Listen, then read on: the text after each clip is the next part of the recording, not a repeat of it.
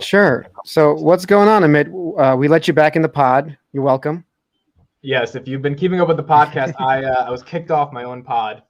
Your own pod. By the way, people are giving you cred for putting this group together. It was actually Chris who texted me and Carlos and said, hey, maybe we should do something together, guys. And then we contacted you. We said, yeah, let's all do it together. And so technically, let's give Chris the shout out for this one. This is definitely, well, first of all, you guys, it's the only thing he got it right besides those puts on enphase. That's true. There he is. There's the sexy man. What up, guys? Going out of the bottle today, straight up. And there's the fourth. Chris, we were just talking about how this whole podcast was basically your idea, and like you're the reason why it's even a thing. Yeah, because he's a Chris is Chamath, man. I keep telling you, he's the puppet master. Yeah, hold on. I'm not the puppet master. So if we have to pull in, I'm definitely Jason because I'm moderating. Yeah, Chris. I think he's smart. I'm more like Chamath, but he's not Chamath. But he's smart. He's more David Sachs, I think, because he's smart. Yeah. No. Smart. Chris is Chamath, man. I think Carlos is Friedberg. Carlos is Friedberg because he pulls out like unique facts about. Who's that guy? That's the annoying guy. Well, that's fine. I'm the fat sack of shit Sachs. Everyone loves Friedberg. And then Vitaly, you're Chamath. You're the one who's up 20x. You're bragging about. No. Dude, Chris, if there's Chris one person that's Chamath. Dude, Vitaly, you're Chamath. We should do a poll today. Ask people. All right. I honestly think you're Chamath, not just because you're an Indian guy. Why? Let's see. Let's just do a poll. Let the audience tell us. Why don't you just go live? Why are we even just fucking? We are live, dude. We are live, motherfucker. All right. We go live right away. We don't wait anymore. We just go live. Yeah, we just go live, dude.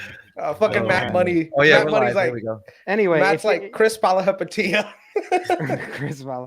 Hey, listen, if we can be those guys in any level, any shape or form, we should be happy we're any of those guys. Dude, if anyone ever commented like, oh, this reminds me of the fix your audio, man. Like, fix your audio. Amit. Me? I'm too loud? No, Amit's mic is not on. He's just using his computer audio. I just fixed it. It should be good now. All right, better. Yeah, if someone ever compared us to that podcast, or like, oh, my two favorite podcasts is the All In podcast and this, I'd be like, what? That's funny. Vitaly trying to sell his SPAC enphase. Guys, I've got something for you. It's going to be amazing. Here are the bullet points. Chamath really got away with highway robbery with those SPACs. He did. And so I was one of them. Oh, on Space, Virgin Galactic, he made away like a bandit. Bro, I was 500 million or something. I was looking at Social Capital's shareholder letter. They're giving like an IRR of 21% to investors, and a lot of that was financed through the SPAC nonsense. That's how they're beating the market so well, at least in 2021. That's amazing. What is it now? Is it public? Can we actually see that letter? You're a little loud, Vitaly. You're a little loud. I could lower it. I could also move away from the mic. There you go. Push it away. Yeah, his results are like they're challenging Warren Buffett in terms of let me pull it up right now. Like okay, so this year they did they're giving an IRR of 23.3. Let me pull it up right here. So for the year 2022, the full year of 2022. Yeah, so Social Capital 2011 they gave 16.5 a year. 2013 they gave 27%. 2015 they gave 21. 2015 they gave 18. 2018 they gave 15. And then so on average from 2011 to 2022, they gave 21.3. From 2019, so the last 3 years, they gave 23. So yeah, they basically 20. So basically, conning people is profitable. Congratulations, we all knew that. Well, it's 2018 he's talking about. That wasn't the SPAC, right? So he had what? Yeah, I mean, 2011 to 2018 seems pretty legit. Yeah. He seems to have a real disdain for Chamath, Chris. No, because you know what it is? He says one thing and then he'll do the exact opposite. And that is true. A lot of his following is retail investors, right? So when he's putting his opinions out there, he seems like, oh, this is one of the insiders telling us retail investors how to make money, right? So everyone automatically GameStop after going on CNBC and telling people to buy it, right? Like literally. Right. So these are the kinds of things. But I mean, Charlie Munger does that with BYD. It's like, come on, those guys. Charlie Munger doesn't care about retail. Chamath no. Charlie Munger's not trying to pump the stock like Chamath was, But he still said one thing and did the other. So and the one thing I just want to have people appreciate is when you look at these numbers, and it looks like great returns, but this is over the course of like 5, 6, 7 years, right? At the this most. Is 10 years, man. 2011. 10 years. All right, 10 years since years. the first fund, right? 10 years, okay. But who got in to these funds at this price? Like these were like Peter private Thiel? LPs that got in. This is not retail investors that got in post SPAC. This is pre-SPAC. You've got people who have illiquid money, who are rich people. This is the rich getting rich. What does it matter? This is what it is. The point is he did it. Huh? What matters is the brand he's built. Vitaly is based on the common guy, and he's just not helping the common. Oh no, guy. he's definitely not the common guy. He totally screwed the common guy over. I don't see him. I'm just saying the returns can't be denied. Chris, you cannot argue. No, I agree. 20% compound. Like those are Hall of Fame numbers. Those are pretty good, even in baseball. You know what I mean? Like, yeah, you can hate him. You can hate him, but you can also agree that he knows how to make money. Okay. Well, I'd like to see what these numbers are going to look like in the next 5 years, because by that time, all of this shit is already liquidated. That's a good point. All right, so our first segment of the day, we have a guest who's with us for the first 15 minutes of the show. Someone who we said would be on the show. He went short Chris's position, and he has some thoughts on why he went short, and he'll explain to us his logic. Mr. Gabe, what's up? Yo. Hello. So you went short Weight Watchers. Can you tell us how the position went, if you profited, if you closed it, and your thoughts on the...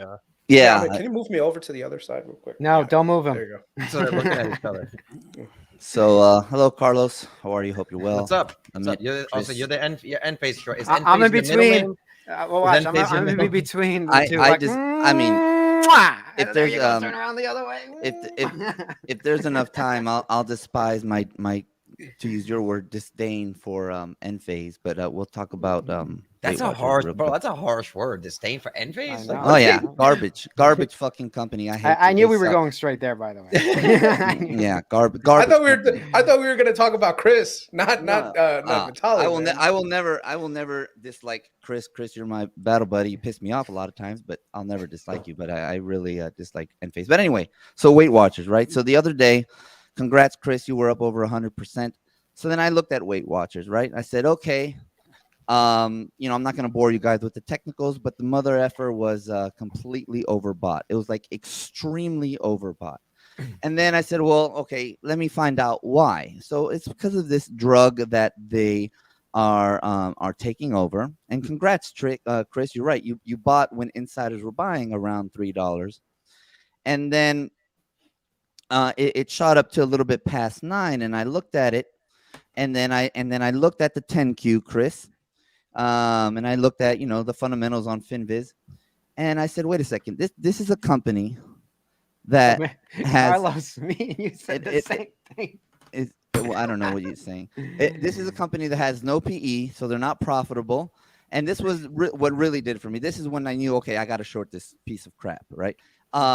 They have almost $8 billion in liabilities and only $1.02 billion in assets. So basically, they have a not applicable price to book.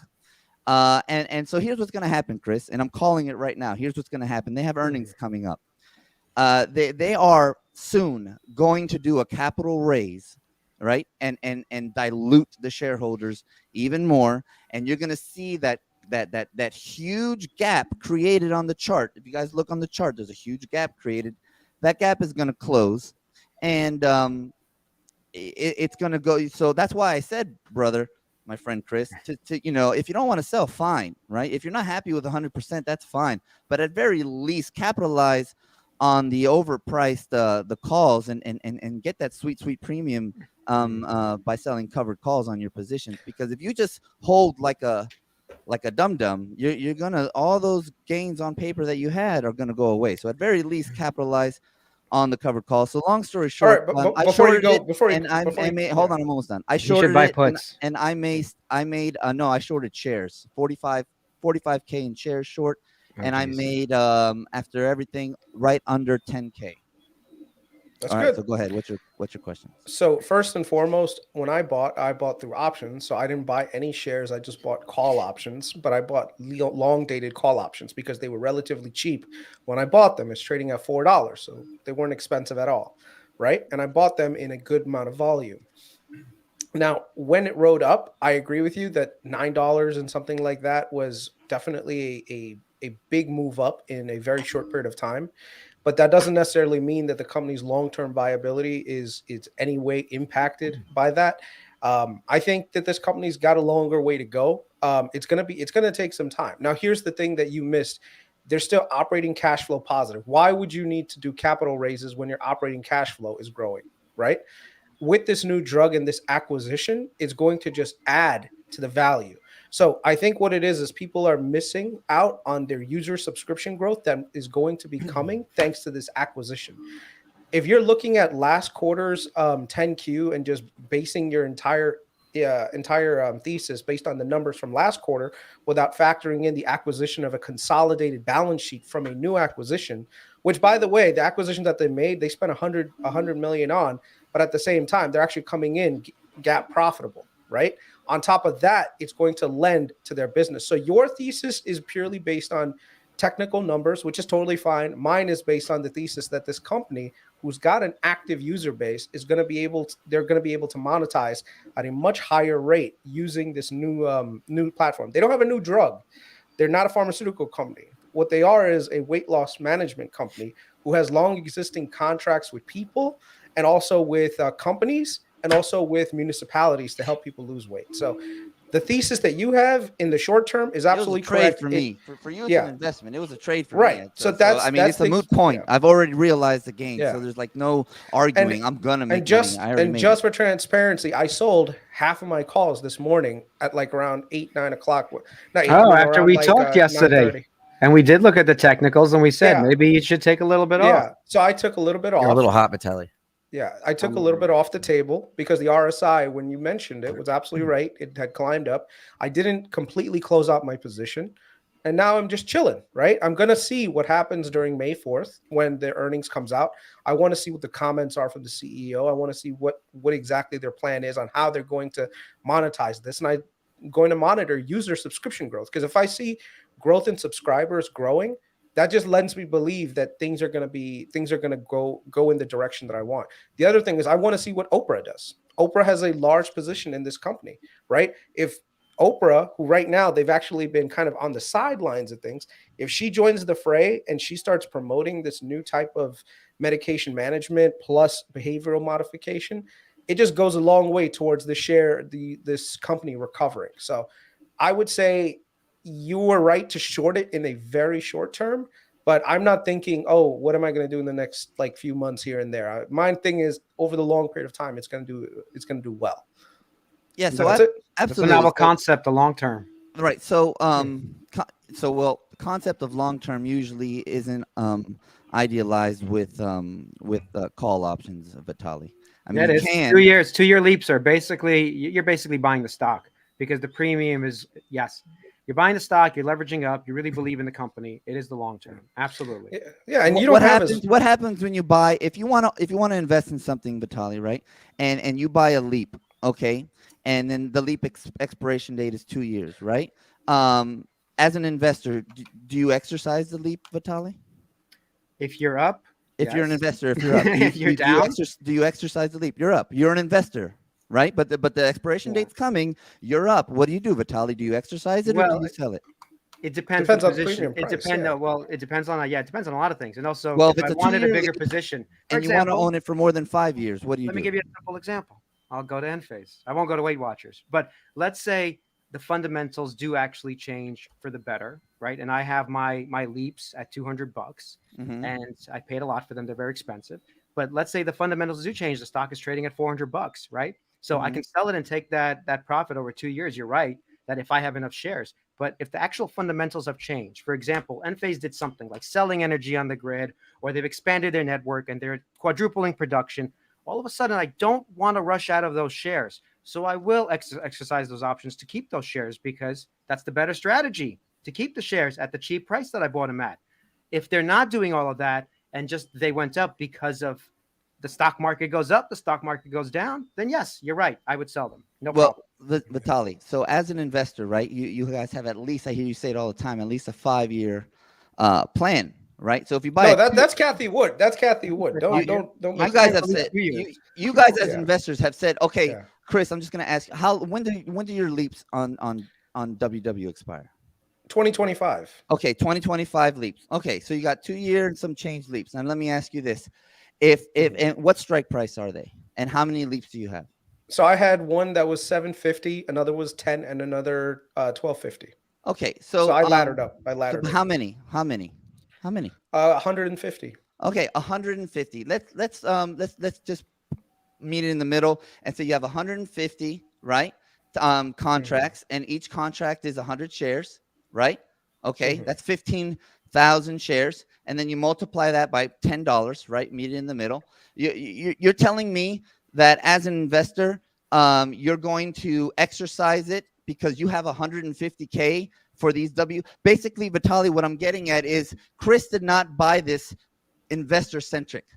He didn't, because if he bought it investor centric, an investor centric minded person would have the capital in order to exercise, because that is their goal. If No, you I want to think this is invest wrong. in I something, think this you is have wrong. the That's capital. wrong. That's wrong. So let me give my quick thoughts on why I think this is wrong. Chris did a hell of a lot of research before he bought this. This was not a, Yeah, but so, it was a trade for Chris too, is what I'm trying to convey. no, but It was an investor centric to investment. me means you do due diligence and then you make a calculated decision, whether it's calls or Okay, we're gonna shares agree or to whatever. disagree. That's fine. All right. What do you mean you disagree? Like you would know nothing about Weight Watchers. You saw the technicals. You were right. No, Chris did a I'm lot not. of research You on guys it. aren't understanding what I'm disagreeing on. I do understand. This has nothing to do with the actual trade here. The point is, when you think a stock is undervalued, for example, like when Meta fell, forget about Weight Watchers for a second. The best thing we all could have done was just buy leaps. That's what we all should have done. Just bought as many leaps as possible, because we would have made way more money and been able to keep the stock for the long term if we wanted to. And who did That's that? the Me point. and Vitaly. That's Me the and point Vitaly of doing the leaps, by the way. You know And what? so Slightly it's not only as frustrates a me, guys. trade. What slightly frustrates me about you guys, right, is that you purport this agenda's the wrong word. You purport this thing to your followers, whom I would say 90-something% of them have no clue what a call or a put is, and how it works. Well, you just and said how, 90% of our audience don't know what a call or a put is. yeah, like fundamentally to understand what it means. Like, sure, they know that it's a leveraged way to be bullish on something, or it's a leveraged way to be bearish on something. Yeah, but hold on, Gabe. Let me finish. Before you Let me go on, finish no, my no, thought, no. Chris. Before No, you keep let me going, finish my you just my called out thought. our audience. So let me explain something before you go way most into people the don't deep end of understand it. options. It's fine. I'm Yeah, not calling and that's them dumb. and that's exactly why I said a long time ago that it's going to take a lot of research for investors before they should do options. I've never been the one that just says, oh, you need to buy calls, you need to buy puts. We don't do that. All right.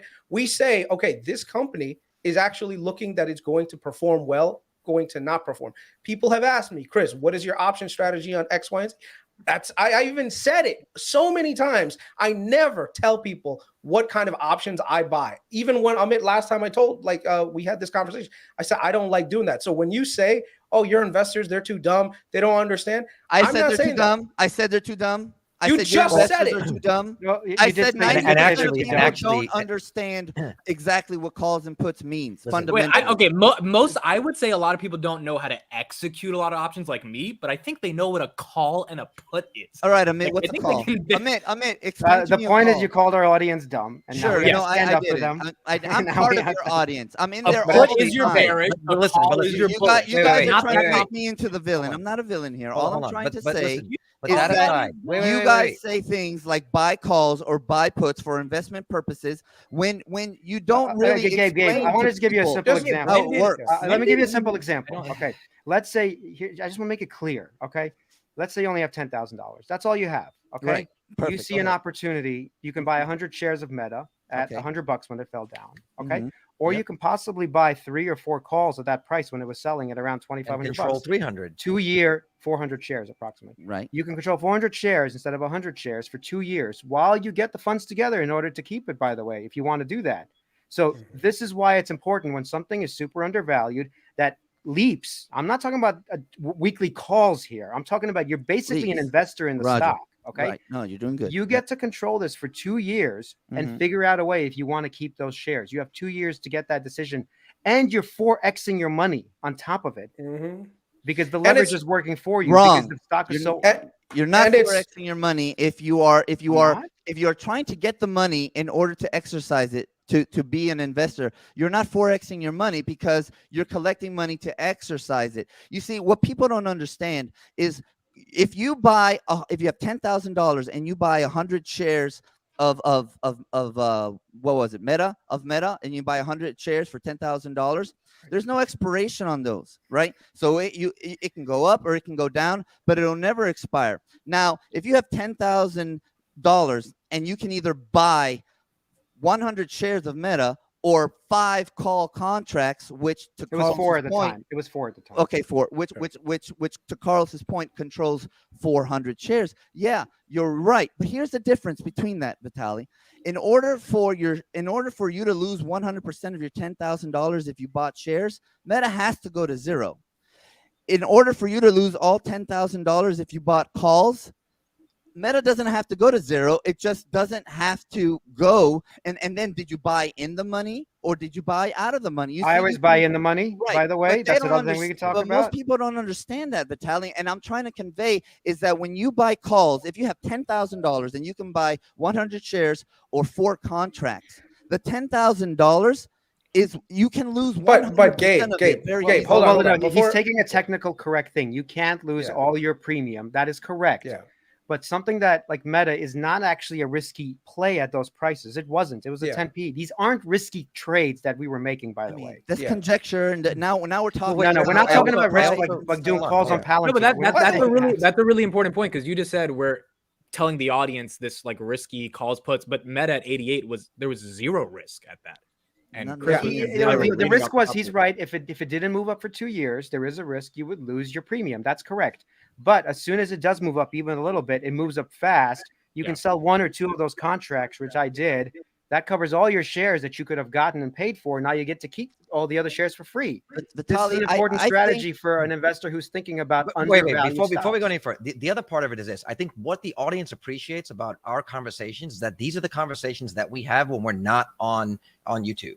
So this is us talking to each other. And you're not on the calls. We talk to Chris. He does it. He specifically will try to avoid talking about options because he doesn't want people to follow into his trades. And we encourage, we say, just talk about them. People understand they're going to do their own research. Yeah. We're not telling anybody what to do. And I think what people enjoy is that it's like listening in on a private conversation. Yeah, we do interact with the chat, but we're not telling anybody what to do. We're talking about what we're doing. I never said you were. I don't know what tangent you guys are going on. No, you started this by saying, because you started this by saying you guys tell your audience about calls and puts. No, I didn't. How to do that. I didn't say you guys tell your audience. It's on video. This is recorded. Yes, exactly. What I said was, then clarify what you said. Yeah, what I said was ChatGPT transcribed it already. Exactly. Let him speak. What I said was, but we were talking about it. But Vitaly said you can buy 4. It can be in the money. It can be leaps, whatever. Hopefully, at the very least, people are buying leaps because that's the only thing that I just want to point. Please don't call anybody an idiot in the comments. Honestly, I call me an idiot. Yeah, no. People shouldn't be mean in the comments to anybody. So if you disagree, you can write I disagree, but it has nothing to do with Gabe. He has his own opinions on it. He's allowed to speak about them. Okay, now, Gabe, there's one other thing. Now, here's the thing. You just dissected what we did. Let me dissect what you did. I'm not done. He wasn't done. He wasn't. I wasn't done. done. Let him clarify. Let him clarify. I wanted to clarify so that idiots like Kevin Smith who want to call me an idiot, at least they understand what they're calling me an idiot for. So what I was trying to convey is that the thing that I worry, not for you or not for anyone, is for people who don't understand, is that when you have $10,000 and you can either buy shares that never expire or use that $10,000 and control 400 shares for less amount, there's a risk reward. You don't get more reward without getting more risk. And the risk is you can lose it all. And people don't understand that. Options are actually a great way to do less risk. For example, if you have $10,000, you can buy 100 shares, right? Or you can buy 1 call contract, which will cost you like 76% less, and this is usually requires 76% less capital than buying 100 shares. So the risk to the downside, because you can never lose more capital than what you spent on the call.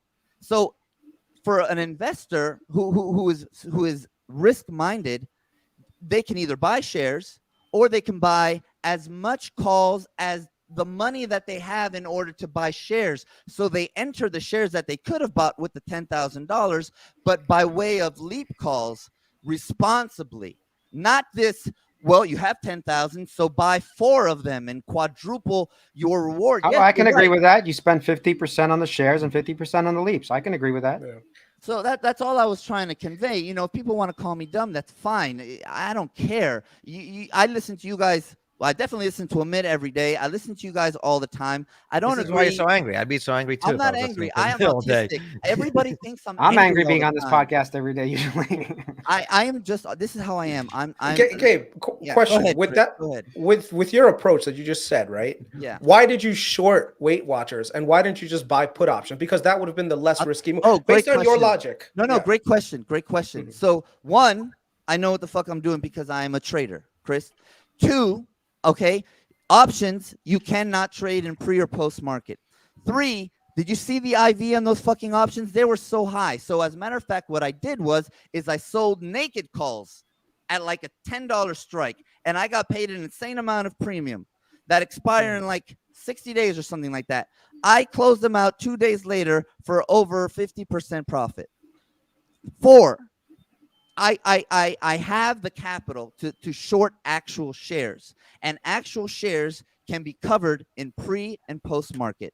And I'm telling you, the entry was freaking beautiful. So that's why I shorted shares. I didn't feel like paying the extremely high IV on the puts. So I said, well, screw it. I'm not going to pay this crazy price premium for these puts. I'm just going to short the shares and then pay the minuscule cents, pennies on the dollar of daily interest. So that's why I shorted shares. See, now here's the thing. This trade worked out well for you. Okay, yes. It went down.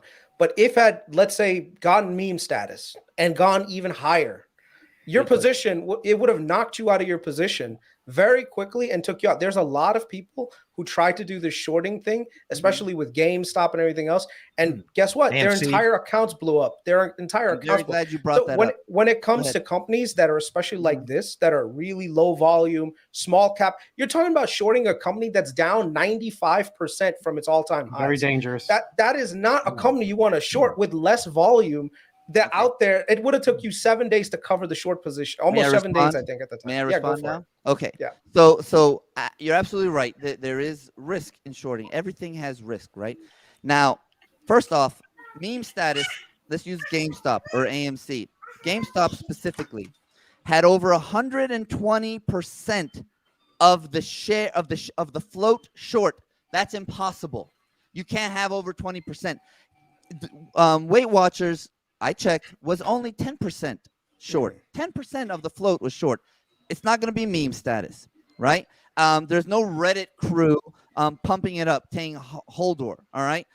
We're not in a quantitative easing macro where people have all this money and life is good. I wasn't worried about that meme status stuff, right? So I see what you're saying, but you are using 2020, 2021 macro environment and crazy stocks that did have meme status to try to tell me that what I was doing, which is pretty much all I've been doing for all of 2023, is dangerous. Gabe, do you want to address the SPY short, because a lot of people have been wanting to? I know you told me. Yeah, sure. I'll Before you do, I just want to make a comment, because you started this by essentially criticizing or saying that we're talking to people that have a lesser knowledge, or they're much earlier in their investment career. But what you're talking about is like high level, like trading, correct. And so, I mean, there's almost no benefit that someone who's starting their investment career would gain. If anything, it might scare them off, thinking about all the ways that they could lose the money. So I'm not sure if you're saying you're trying to protect that investor, right? These strategies are high level strategies. I mean, you can't even get options. You don't even get options when you open your trading account. You have to earn that. So I'm just curious. I'm curious how you can criticize us for that, but at the same time, what you're talking about or what describing is I think the biggest issue that we have, Carlos, I think the biggest issue that we have is that you guys are on the defensive for some reason. I think one part of it is my lack of tact. It's been a plague of mine forever. And we can't tell, Gabe. We can't tell. Right. You guys, what's your background, by the way? What's your nationality? I'm Cuban. Oh shit. Yeah, I can dance. Compadre. Yeah. He had a hard life. It makes sense. Anyway, you know, most people don't like me, and it's how it is for me. I'm used to it. It's fine. I do lack tact, and that's why I didn't. Maybe be nicer. I can't. I can't. I've ever told you the story of the scorpion and the frog. Anyway, so were you the frog in this story? I am the scorpion. I'm the scorpion. Okay. It's actually it's actually it's actually a lot easier. You'll just find it's a lot easier if you just connect with people. You know, even if you have something to say. I don't give a fuck about people. I really don't. Then why are we even talking about it? Because I love finance. I'm a finance junkie. He's a finance junkie groupie. Being a finance junkie with yourself is the most boring life ever. You want to have it's boring with these three guys. Like the whole point is to share it with people. So you got to. I do share. I talk a lot. I talk on Twitter. I talk to the Patreon. I talk in fucking Amit. I'm in your Discord every. And you do like people. You can't say you don't like. Do you have a Patreon? Do you have a channel? I do. And do you have a Patreon? I do. You have people who subscribe to you? I do. Yes. Okay, that's amazing. Okay, so I'm not on here to promote that. Okay, that's fine. Promote it. Go ahead. This is just, you know, I think this is a great conversation. I think Carlos and Vitaly, especially because Chris and Amit already know this about me, is I'm just abrasive, right? But believe it or not, I'm not a dick. You know, I've been friends with Vitaly for over 30 years. Yeah, you have no idea what you think. Carlos is not abrasive, and we're from Brooklyn. Like, well, then Carlos. Well, then you guys have a lot of charisma. Anyway, I mean, fuck this. That's what we like to call it. Just explain the spy short. Yeah. So let's go back. Okay, so the spy short. So was I wrong? Absolutely. Was Theta kicking my ass? Absolutely. Right. But then, if you guys remember, there was 3 days that the SPY dropped, and that's the great thing about options if you understand them. The SPY dropped precipitously, and the implied volatility raised the prices of those options, of the puts. So even though it wasn't anywhere near my strike, there's still plenty of time left. So I got a lot of value out of them. I was if I would have timed it perfectly, I actually would have made money, but I'm not going to be timed it perfectly is like a that's a great statement. Hold on. If I timed it perfectly, I would have. That is, I'd be a bajillionaire. I ended up. I was able to close out the SPY short, which at one point was down over 70 to 75%, and I was able to close it by less than like a $8,000 loss. Which is Gabe, I just want to know, when are they taking away your home? What do you mean? When are they foreclosing on you? How much money did you lose or make in 2023, percentage wise, even? What? In 2023? 2023, doing all these trades. We're in 2023. Yeah. So at this point, are you up or down? I'm up like 90K in 2023. There you go. He's guys. We should follow him. What's your Patreon? Let me see. No. I didn't come here for that. No. No. But Gabe, all this stuff short. What happened to our video? Because for those that don't know, me and Gabe had a little bet going. What happened, Gabe? When do I have to pay up? By when? Before 2023 is over, correct? I don't know. We didn't even. Yeah. Well, I do know, and that was the stipulation. Before 2023 is over. Mm-hmm. Okay. Yeah. Did I not stroke your ego? You seem to be prolonging this. That's what I'm saying. Oh, hell yeah, I'm going to do it next week. I'm definitely listen. I am not going to. So hold on before you go. No, you hold on. I'm not going to say why I'm prolonging it because I'm not going to air dirty laundry. But I'm a man of my word, and I will pay my debt. But I'm prolonging it. So me and Gabe had a friendly wager regarding what was going to happen with SPY.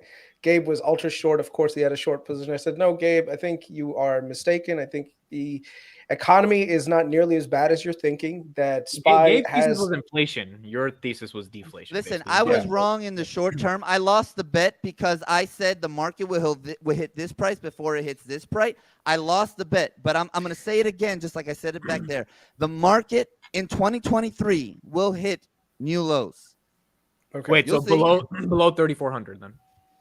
Below what? I wouldn't say I disagree with him. But my question is why do you prefer your strategy versus researching good companies, accumulating positions, and holding long term, say with the 3 to 5 to 10 year time frame.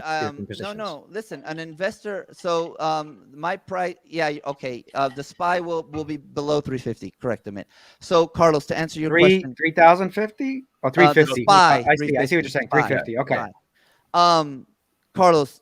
So here's the thing. Many people have a misconception that I am only a trader. No. I have a 401k. I have a Roth IRA. I have a traditional IRA, right? I put on my investor hat in those accounts, right? And I trade in my trading account, and I invest in my investing account.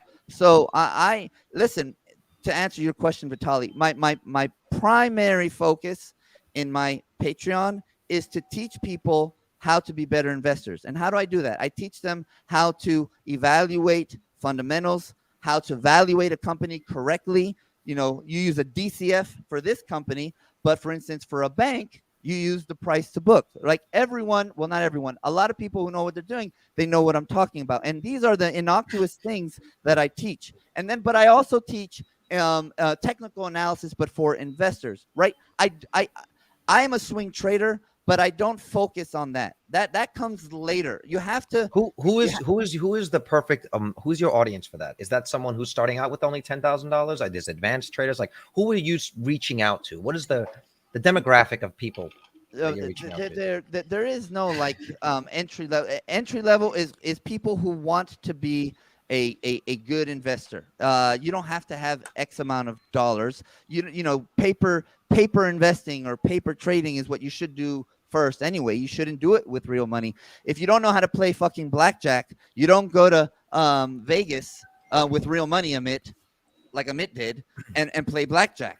Right? I didn't lose any money though. Yeah, I know, because I was there to save your ass. But anyway, I played with $100, by the way. You play until you understand the game. Investing is no different. Trading, especially, if you don't know what the fuck you're doing, you don't spend $10,000 on calls, because you see what I'm saying. I don't want to kick a dead horse, but you guys get what I'm saying. Yeah. So yeah, I want to make it clear.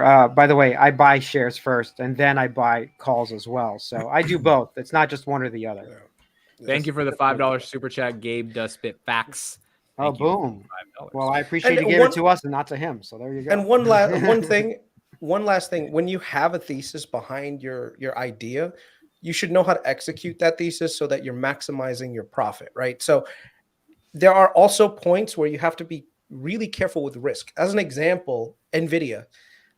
On any measure, if you look at NVIDIA just based on the fundamental numbers, it's an overvalued company, overvalued stock. But that doesn't mean that you should go out and short it, because at the end of the day, if it goes against you because of whatever reason behind it, whether or not the product is supporting it, the market can stay irrational longer than you can stay solvent. So that's the key that also you have to consider. A lot of investing isn't about, okay, I have a thesis and then I'm going to wait until it just split. Yeah, go for it, Vitaly. Well, I'll answer when Lambos. This is important. Sorry to interrupt you, Chris. Yeah. No, but if Matt Money pays, I will answer his dumb questions. All right. $5 when Lambos 2024 Bitcoin starts going to $100,000. There you go, Matt Money. Wait, what? Bitcoin's going to $100K at this point. 2024, 2025, we're going towards $100,000. Mark my words. What? Based on what logic? He asked when Lambo. I gave him an I mean, it's $5 more if you want me to follow up with more explanation. No, Kelly bought a Lambo today, so she did not buy it. I'm gonna show it to you guys right now. She's got a Lambo. She's too smart to buy a Lambo. She bought a Lambo, my guy. She bought it. She's gonna flip it. No, she didn't. Flip a Lambo that easily. She went on a test drive for it or something like that. No. She bought it, bro. She texted me. She said she bought it. Look at this. She bought it. There it is. That's a nice car, Kelly. Damn. I think this relationship is back on. Right. Have I told you how lovely you looked today? I didn't actually buy this today, is what it said. Why are you ruining the joke? Goodness gracious. That was a joke. That was a joke. Yeah, didn't actually buy it. Yeah. All right. All right. Well, thanks for coming on, Gabe. Well, yeah. Is there any one last wrap thing up, like a conclusion to? Yeah. One last thing I'd like to say. I can't leave without talking about shit stock enphase. So I know you both like enphase, and Vitaly has never answered it when I put it in your earnings tomorrow, right? Yeah. Earnings are tomorrow. I mean, enphase bought me a plaid, bro. You know what, Carlos? Congrats. You made money when you can throw a dart Congrats. So wait, Gabe, when you throw darts, it's okay. When we throw darts, it's not. I know. I threw 140,000 darts. Okay. We threw a dart and we 20x. Is that wrong? Congrats. So I want to explain. I want to explain why enphase is a shit stock, and then I would like, because actually, Carlos, I've asked you and Vitaly this in your Discord, which I've left because the cult just pisses me off. But you left their Discord? Oh yeah, he was on yesterday. What's he talking about? Like 2 days ago, you were posting. Whatever. Okay. What's the question? Anyway, literally this enphase channel. This question is for Vitaly or Carlos, whoever wants to answer it, because none of you have answered it when I'll I've let asked Carlos it in answer this one. Okay, so Carlos, so enphase, they did a PR on a huge buyback that enphase was doing, and they made sure that they marketed that all the retail investors knew, and they got it really excited, and they did a buyback, right? And then as soon as that buyback was complete, the insiders, they literally diluted enphase for more, which it has today. It has more shares than even before they announced the buyback. So here's my question: if they, do you not think that it is shady, shisty, fraudulent, even to announce or and do a PR on a buyback, only to weeks later dilute the shareholders, the shareholder equity, for even more shares than there were before the buyback was even announced? And have you looked at all of the insider selling and all of the millions and millions of dollars that they are pocketing? Right. So what you're saying is they announced the buyback, they did a buyback, and it was essentially a gift to the investors through the company. Look, I mean, the way you're describing it, absolutely it is. But again, like, the individual people selling from inside the company, holding the shares, they have a right to sell shares. I mean, we discuss this all the time when it comes to Palantir or people. It's easy to get angry at people that are holding, but that's part of their compensation. Like, I can't. You don't know what was happening with the specific insiders at the company. Who knows how long they were holding those shares? It's a simple question. Over the last 2 years, those guys have 20 extra money. It's not. Why wouldn't they take any profit? And at the same time, the company is executing. This is issues that I have, say, with something like Palantir, that at the time wasn't profitable. They're a profitable company, and if you listen to their earnings calls and you listen to you look at their product roadmap, this company is not going anywhere. They're in an industry that's just in its infancy. So no, I mean, do I think it's righteous? No, but do I think it's going to overall hurt investors? No, I don't think so either. Do you think, Vitaly, enphase runs to, wait, hold up. Vitaly, look at the Discord. Someone is spamming the Discord with recommendations. I'm banning them right now. Hold on. Yeah. Okay, so Vitaly's covering that. So Carlos, what do you think earnings hold tomorrow? Like, do you think if they keep up their growth, we have a nice little rally on earnings? Yeah, I feel a nice little rally. I don't know, because it has 220 gotten to 235. It has gotten pretty weak. That's entirely possible, but it could be one of those again. So buy the rumor, sell the news. I just feel like that's been the environment that we've been in lately for all companies. I feel like if they're looking to sell as soon as earnings hit. I feel like if it gets to 235, 240, that's a sell for me. Like, that's I'm not a buyer. I'm not a buyer. I'm still actually waiting for. I'm sorry. I do want to answer this. Were we still talking about enphase? Yeah. Wait, Vitaly, the question is, should we sell tomorrow if it runs to 240 on earnings? Is that a sell? So once again, I am a long-term investor, and I'm not selling at 240. I'm not selling at 250. Look, there's some price I will take profits. Last time I 600. Well, no, last time I took profits at around 300. That was my average. It was between 280 to around 330. I was taking profits. So, and that's because I had things to pay for in my life. So it's okay to sell. This is not a problem. So when growth companies dilute us, meaning they have more shares that they pump into the market. I don't think enphase was doing that, but he's saying basically they were doing buybacks at the same time the insiders were selling. Like 2 weeks later.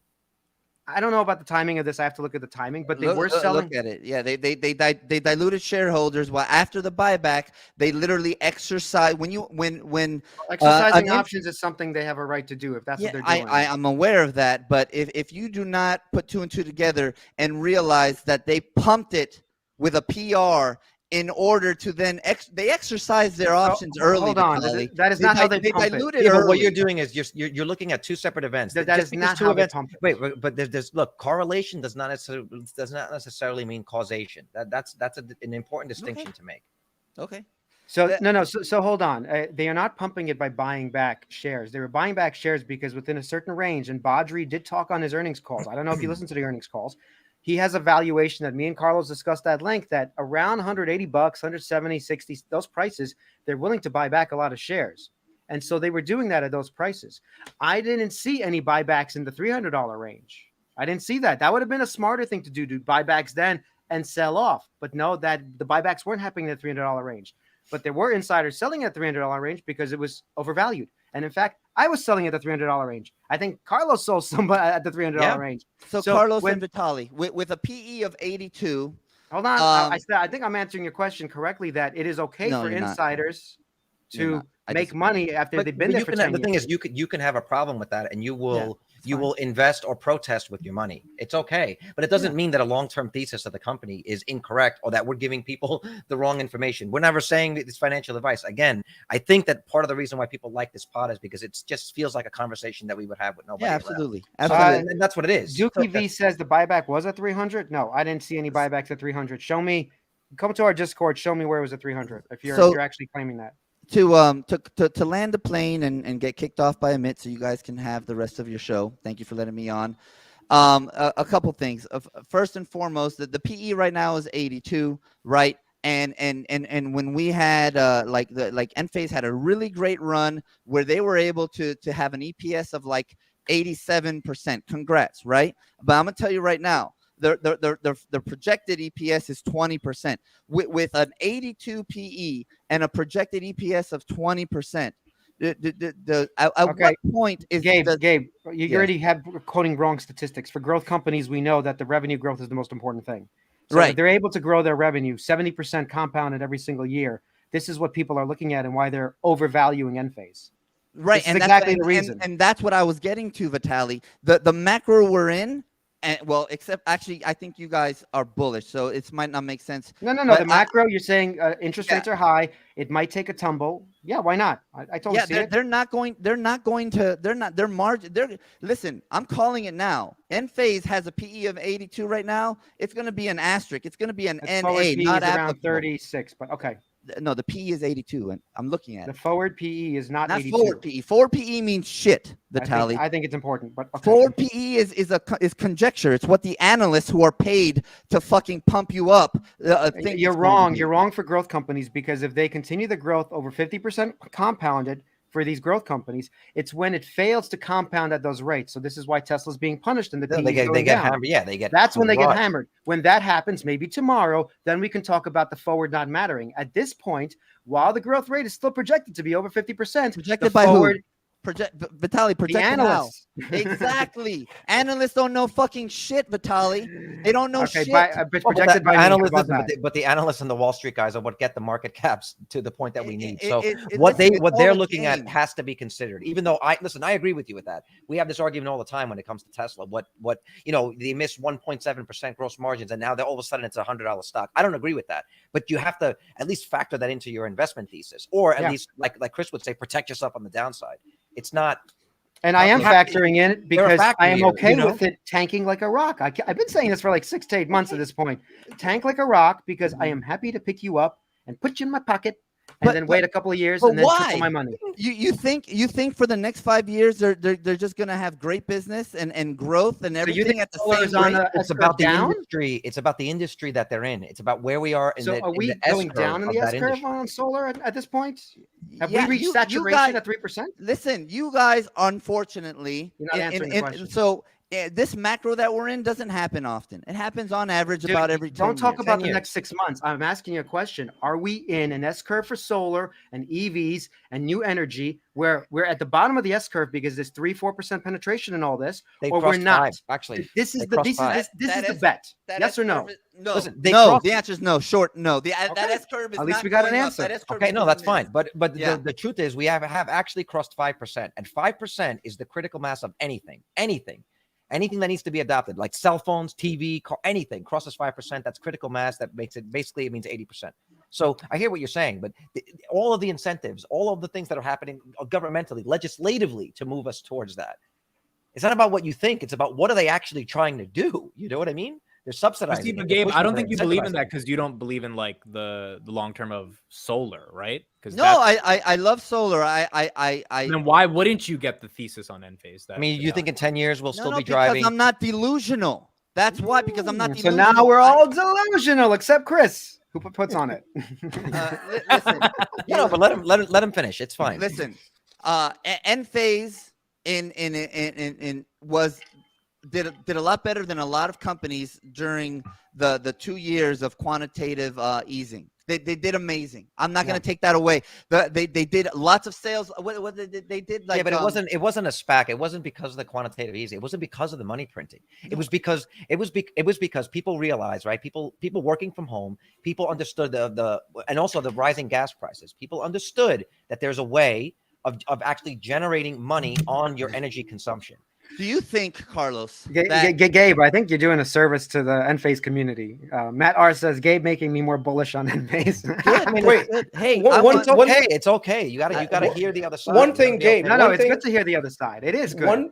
One thing that I just want to point out, and this is where I would say my thesis on enphase changes a little bit in terms of long term. I think you're both right, because the same things that you just brought up are the same things that I've always brought up when it regards to enphase in the short term. But I think in the long term, a lot of the data that we're seeing points to number one, the cost of panels is going down, down, and down, and it's becoming more and more efficient to just go straight solar.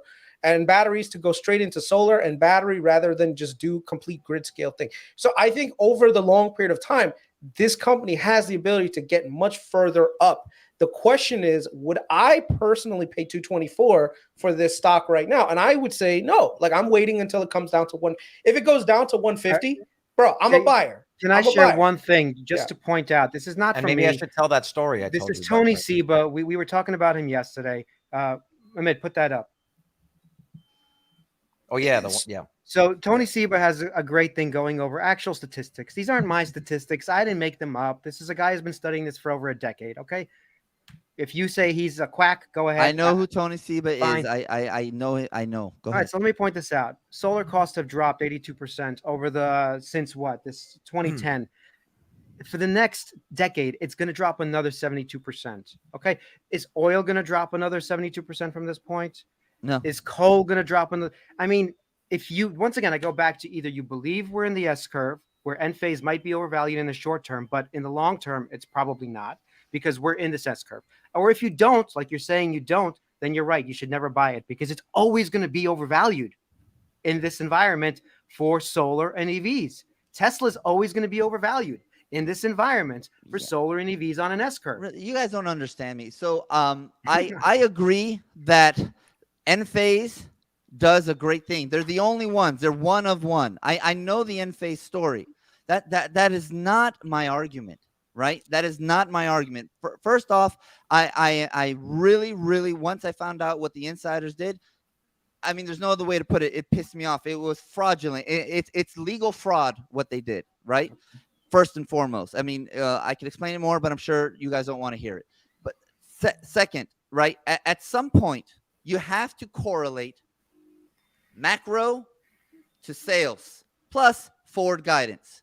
You guys are smart, okay? You know that their sales are not, their growth is not even going to come close to what it was for the next couple of years. Listen, stagflation is imminent, whether you want to believe it or not. During stagflation, they're not going to sell. I think I get it. One quick point to make is that a lot of on the retail side or on the residential side, their business is not steady throughout the year. I mean, people in general will research and buy solar during the summer months. So I would expect that they probably are not going to put up the same numbers that they did in the summertime. So Carlos, question just like cars, right? Cars are the last quarter is usually better, and Q1's question for you, right? At what metric, whether good or bad, right? Do you either A, add more, or B, sell for a profit? So like at what price to earnings, like when they're so overbought where it's ludicrous. Okay, I'm going to take, using Vitali, his sayings, I'm going to take some off the top. At what point would you take some off the top? Or, and on the other side of the coin, at what point is it so oversold where you just have to you get a second mortgage on your house because you believe in the company so much? Right. I want both. please. Well, no, for me, my price, I already hit that. I mean, I was buying a fuck ton of it between 120 and 140, and when it ran up to 306, I was like, it's time to pull the trigger, and I took the cash. I also happened to need the cash at that time, to fund the purchase of the Tesla, and that's what I did. Now, unless they split, right, and if the share count stays the same, unless they split it, anything under 180. I mean, even 200, I'd start like nipping a little bit. But anything under 180, I'd start buying. And like Chris was saying, it gets to 150. It's kind of a no-brainer because the last time it was why is 150 that no-brainer price point? I'm just curious. Because of the last time that it was at 140. You're talking about almost 2.5 years ago, and we can see what they've done since then. And I know that, and since that time, we have crossed the 5% threshold for me. So is your scenario that enphase's 70% growth drops to what? 10% negative? 30. I'd say 30, 35%. Well, no. What is your scenario here that I'm supposed to calculate in? You talking to me? Yeah. You're asking me what I think their growth is going to be for the next couple of years? Like tomorrow, the earnings. Well, tomorrow. this year, 2023. It's tomorrow. It's coming out. What is this projection? Their growth is down to what? Well, no, I don't think their growth is going to be. It's not going to be as good as it was. Okay. But not 70%. What is it? It's not going to be 70%. It's going to be like maybe 40, 50 at the most. That's right? Still, I mean, is it? Hold on. No, that's great. But the next one, I don't understand. Are we all just bulls and he's just pretending? No. The next one is going to be like 20 to 30. Okay, so the third quarter is 20. Yeah, to 30. third quarter is going to be and horrible. Fourth quarter is 0. Quarter over quarter. Okay, fourth quarter is probably going to be 10. And then, but year over year, how much are they going to grow from last year? Year over year, they're going to lose. Year over year, they're going to go from, I think they were 86% year over year. They're gonna drop a lot. I don't want to put it. Look, I don't know if you. Well, they're going negative. That's what. That's I don't know if you watched. They're gonna have to take the microinverters off roofs. Okay, they're gonna have to go. Hold on. All right, All right, you're gonna see them on eBay, dude. All right, Carlos and Vitali. Last question, and I'm gonna leave. So you guys. It's gonna be like the fun. Ford. Gabe, this pod was basically used, so we're not gonna spend that much time. Last question, Carlos and Vitali. What did I say, Amit? So what the f did I say? Listen. Yeah, Vitali was like, it's not gonna be 10 minutes, right? Vitali, this is you. All right, this is you. Let's not forget. Right, live with your consequences. What happened? Last question for Carlos and Vitali, and then I'm just gonna drop off so that you guys can at least have a couple minutes of the Junkies show. We want to talk behind your back a little bit. I don't give a fuck. I don't give a fuck. We're not gonna talk. No, this is a good show. This is a great show. This is a lot of good. It is what it is, man. Carlos, Go ahead. What's the question? This is not for Chris because I know Chris knows the answer. So Chris, this is not for you. And I know you don't know the answer. So this is not for you. Wait, what's the question? I will. I'm gonna ask it. Vitali and Carlos. Okay. I want to answer it first to see if I know the answer. Okay, go. Okay, fine. Amit, answer it first. Okay, Amit. Let's use enphase. Let's say I think Vitali got in at 110. I think you said Vitali. I got in at $20. $25, bro. Okay, great. Vitali got in at $20. Okay, so we're going to use Vitali as a thing here. So Vitali got in at $20. Okay, now let's just pretend in your Amit stock, whatever it may be, that you're up 200%. Amit, okay, you're up 200% on something. This is an investment for you. Okay, what do you do? And I'm using this so that people can, like, a light bulb can go in their head. What do you do to say, hey, maybe I should sell some? Like, do you ever give an example with numbers? You bought $10,000 at $20. Yeah. Right? So here's the question: Do you ever sell, or do you just? I already did. Just hold let him finish. So Amit, do you ever sell? And if you do sell, how do you sell? What do you put into play? First, he gets naked and puts peanut butter all over his body. Right. And then so Amit, I feel like an easy answer is you just sell half the position and let the other half run. No, that's a horrible in my opinion. Right? There's many answers, but in my opinion, that's a bad answer. Amit, that was the worst answer you could have given. Vitaly or Carlos, would you guys like to answer? What's the question? Okay, you bought $10,000 at 200, and you bought $10,000. You're up 200%. You're up 200% on company XYZ. Okay, you're up 200%. This is a company that you do want to be invested in, but you're up 200%. Well, I lived it, and I didn't sell. I didn't sell at $60. What you're saying?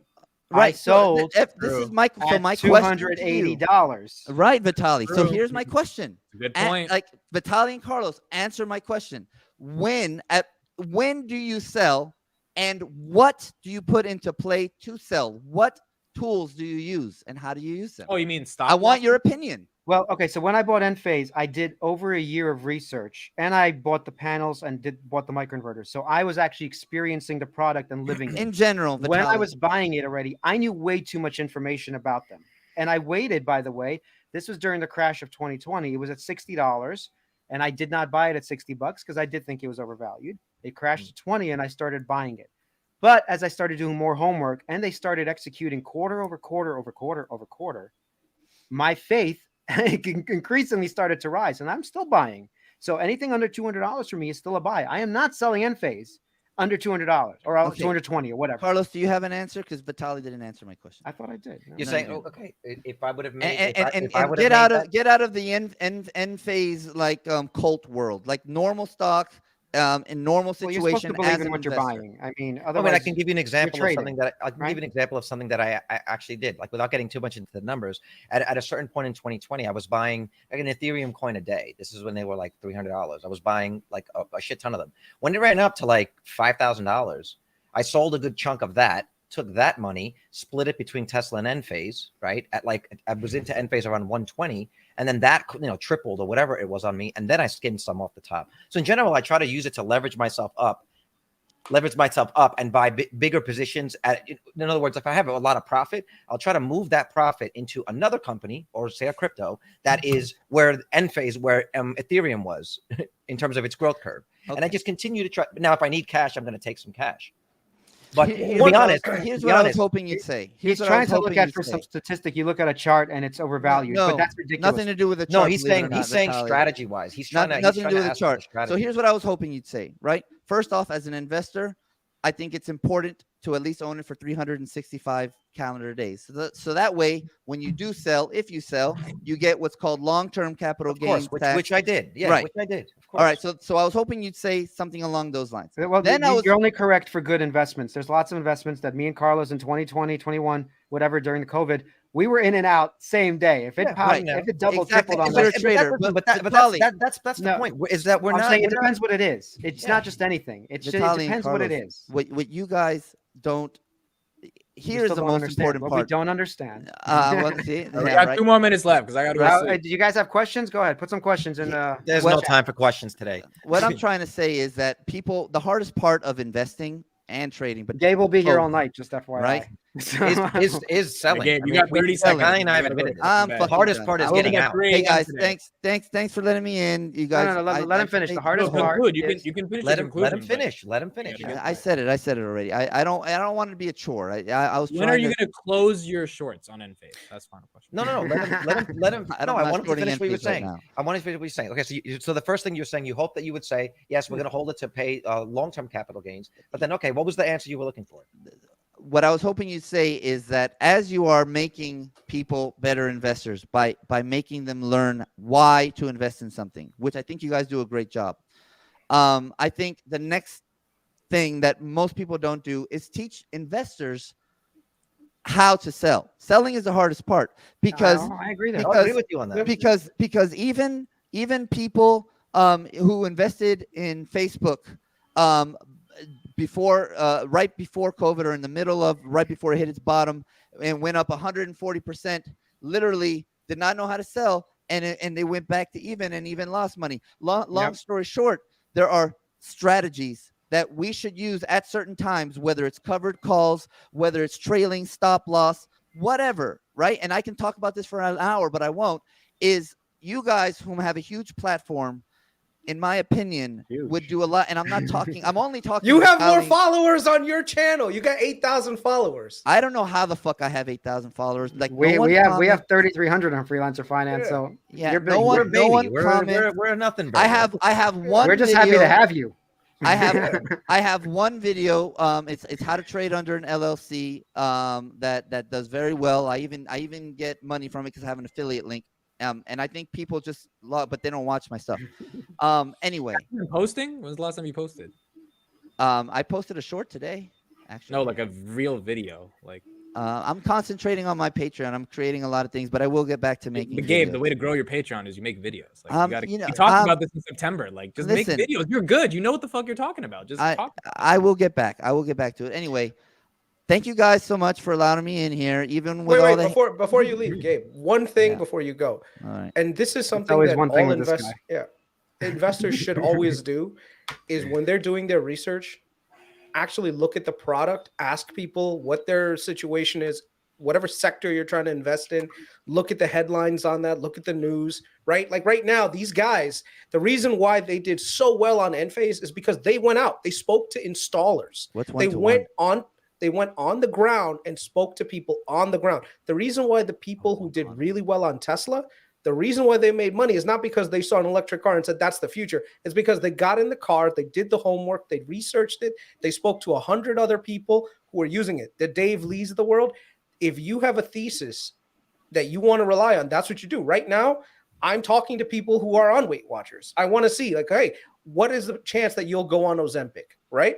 These are the kinds of things you have to do do the groundwork so that this way you know what's actually happening in the market. I love the fact that you have theses around charting and PEs and everything. That's great, but that is no substitute for actually finding out what's going on the ground. My position in SL Green is not purely based on the technicals and its undervalued nature. It's also talking to people who are on Wall Street, who are on Midtown Manhattan, and seeing what kind of people are actually going back to the office. What is the foot traffic like? What do the badge swipes look like? How many companies are putting RTO? You should put some of these comments up. How many people are getting back to return to the office? You know, these are the kinds of things that will make you a better investor also, because if you're purely looking purely on the numbers, of course he's right. You'll miss a lot. So he's right, because I would have never put in as much money as I did into Tesla and enphase if I didn't find out any actual practical information. But it was a scaling in. It was as you get more confident, your conviction, you feel safer, and you learn more about it. And I've experienced the system longer, and I see what the benefits are. Yeah, we did. We got solar. We talked to a bunch of installers. Like, you understand. Vitaly and I've been doing this. We did it separately for many years, and I think one of the things when we reconnected much later in our life, we realized like all those years we were buying like $10,000, $20,000 worth of Apple. Why weren't we investing in Apple and at like 22 buying years old? Apple products? When we were buying Apple products, why weren't we investing in the company, right? And so this is what we started to realize is probably a good move, because this is something that we actually know, invest in companies. I was in the same position. I was using Shopify in 2017, and I didn't even know they were a public company. Right? Why wouldn't you buy it? Had you have done that? So Gabe, wait. But one last comment that I want to make is I think I can't speak for everybody.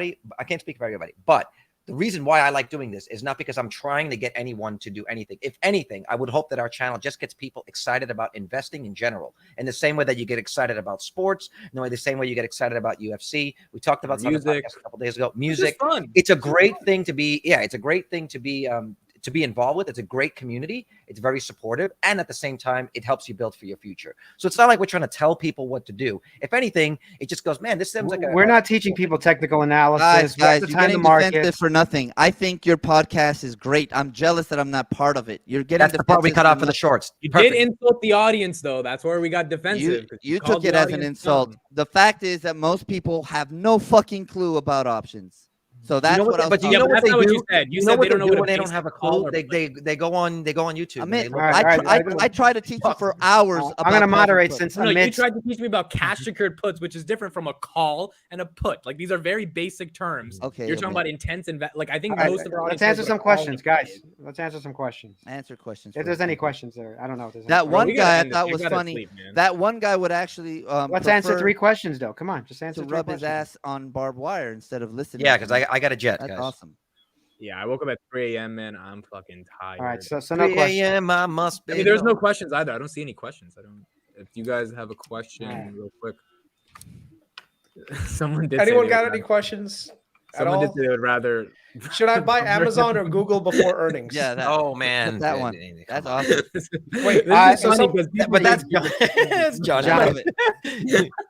So you know Johnny, but you've been in the Discord. You know Johnny. Oh, he does love enphase. Oh, okay, Chris, 30-second answer, then we're done. Okay, so I think Amazon and Google so Amazon and Google, I think, are great long-term plays, but they may end up getting some small, very short-term restructuring costs it might hit their earnings this quarter. So just be cautious, but long-term Amazon and Google are great places to be. Okay. So if you see like a sell-off in Google and Amazon, buy that fucker up. In my opinion, that's what I'm going to do. If I see a sell-off in Google or Amazon, I'm getting in, going a little bit harder. I have both positions, by the way, but I'm going in harder because I think short term, a lot of news is going to be centered around all the layoffs and how that's going to impact their impact their earnings. Because when you do layoffs, it's not just like, oh, hey, have a great day.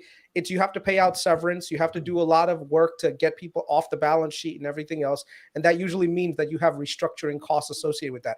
You have lease termination costs. So like right now, if you own a building, if you have a building that leased out fully, and now you just laid off 10,000 people, that lease, you have to pay the people who own that commercial building to break off that lease, which means that gets impacted in your earnings per share because now you have to take that as a cash loss. So just for just some quick thing, these companies right now, this quarter is going to be a quarter where we might see some weakness in their stock price, but that is a good opportunity to buy it. That's what I would say about Amazon and Google. All right, so guys, hit like and subscribe.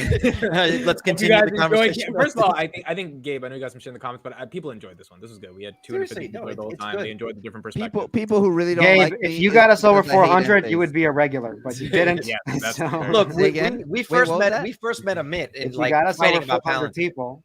Oh. You would have been a regular. We would have got you on. You would have been the fifth junkie. No, you don't want me as junkie. I am not charismatic. I only do good by myself. Because anyway, but thanks for listening to me. Well, I'm gonna cry tonight. Enphase sucks. You guys have a great day. Bye-bye. All right. Bye everybody. See you tomorrow. Good night.